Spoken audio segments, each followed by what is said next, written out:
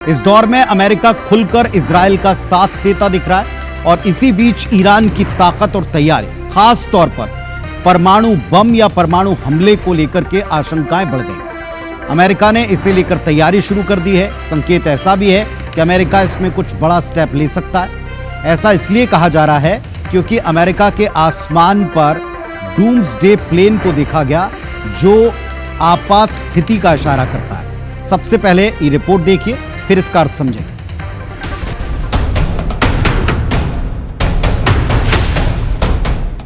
अमेरिकी राष्ट्रपति Donald Trump का डूम्सडे प्लेन E-4B राजधानी वॉशिंगटन डीसी के पास ज्वाइंट बेस एंड्रयूज पर उतरता देखा गया।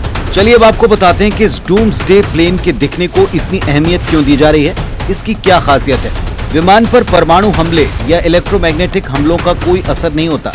ये विमान E-4B हवा में उड़ता वॉर रूम की तरह है। विमान सीधे सैटेलाइट से कनेक्ट है। विमान में उड़ते हुए यूएस प्रेसिडेंट, सेना और प्रशासन से सीधे कनेक्ट रह सकते हैं। एयरक्राफ्ट में एडवांस कम्युनिकेशन गियर हैं। बिना उतरे 35 घंटे से ज्यादा वक्त तक हवा में उड़ान भर सकता है। इसे आसमान में ही रिफ्यूल किया जा सकता है। यह हमेशा किसी वैश्विक आपातकाल में ही उड़ान भरता है। ये presidential plane night watch category का है। इसका उड़ान भरना कयामत का संकेत माना जाता है। आखिरी बार ये plane 9/11 world trade center attack के बाद आसमान पर था, जबकि अभी ईरान इजराइल युद्ध के बीच ये उड़ान भरता दिखा है। सवाल है क्यों? क्या अमेरिका किसी बड़ी तैयारी में है या फिर अमेरिका ने किसी बड़ी तैयारी को अंजाम दिया है? Bureau report, IBC 24।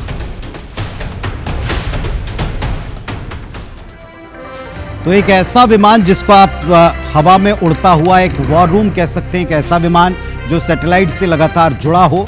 सैटेलाइट से जुड़े होने की वजह से पूरी सरकार से, सरकार के हर अंग से, सेनाओं से अमेरिकी प्रेसिडेंट हवा में उड़ते उड़ते कनेक्ट कर सकते हैं। 9/11 इसके पहले वो वक्त था जबकि हमला हुआ था ट्विन टावर पर, और उस वक्त अमेरिकी राष्ट्रपति को सेफ रखने के लिए इस विमान में उड़ान भरते हुए पूरी सरकार संचालित करते देखा गया था।